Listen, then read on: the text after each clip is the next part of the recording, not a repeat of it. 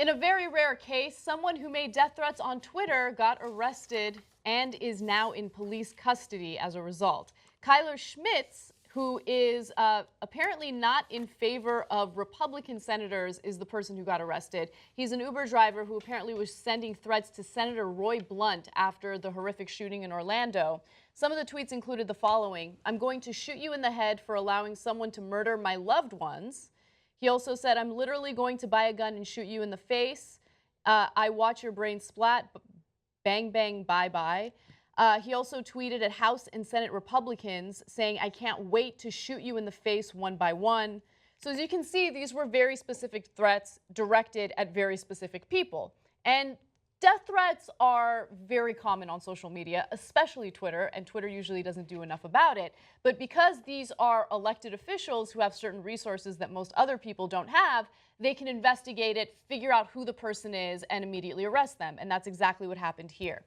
Now, according to Politico, an affidavit filed by Lawrence Eniaso, I should say, a special agent in the Capitol Police, said he and another agent went to Schmidt's residence on June 15th, and he admitted during an interview to purposefully sending the tweet, which he said was intended to be a direct threat. Now, let me be clear and put a lot of context behind all of this. He seems upset at Republican senators not doing anything about gun violence in the country, right? So he sounds like he's someone who would be on our side.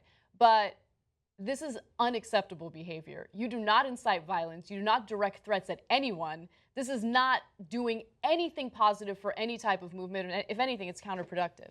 It's 100% counterproductive. And it's also 100% ironic.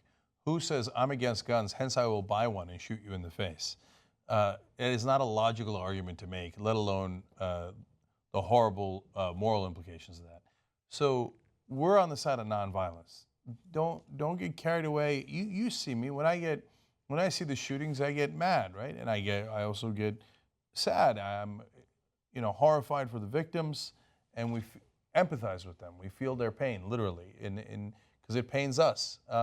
But when you say you're going to go buy a gun and make other people victims, well, that doesn't help the situation at all. That's the exact thing that you were complaining about. Like, you wish that hadn't happened. That's what made you angry. I mean, I can't believe that people can't see that irony. Yeah. And then the other thing is, not a good idea to kill other human beings. Not a good idea to shoot them in the face or threaten to shoot them in the face. I mean, he apparently talked to another Twitter user about how he was seriously looking to purchase a gun, but was unsuccessful. Right. So he didn't have possession of any weapons, as far as we know so far. But he did attempt to purchase a gun, according to what he had said himself. And who can't buy a gun in America? I mean, I know, it's kind of amazing. And he was also, look, investigators are saying that he was very close to the Capitol building as he was making threats like this. That doesn't necessarily mean anything, but it doesn't look good for your case. And I'll tell you, if I was in the Capitol building and he's starting to shoot me in the face, it means something to me. Yeah. And it's not like congressmen haven't been shot in the head before. If you remember, Congresswoman Giffords was shot in the head, and that was fairly recent. Now, that was by a deranged right-winger, and she's a Democrat, but it doesn't help at all if you're a deranged left-winger. And if you do the same exact thing as what the deranged right-winger does, which is shoot people in the head. So, look, this is super obvious, but of course they should investigate him. And of course, no one should ever do anything like that. Even the threats, you think that the normal rules don't apply if you do it on Twitter. You're wrong about that. A threat is a threat. There are legal implications to that. And you're going to go threaten congressmen, or really anyone. Be a decent person. Don't threaten anybody. Right. We fight on political grounds. We win through politics, and we can. But if you do it this way, you hurt the cause, you hurt yourself, and what's most important is you might be hurting other people, and that's not what we do. That's what we're trying to fight against. Right. Now, he is arguing that this was all political speech, that it was meant to be satirical. It doesn't seem like it was meant to be satirical. You took far too many steps telling us that it was literal, talking to other people about how you were trying to buy a gun.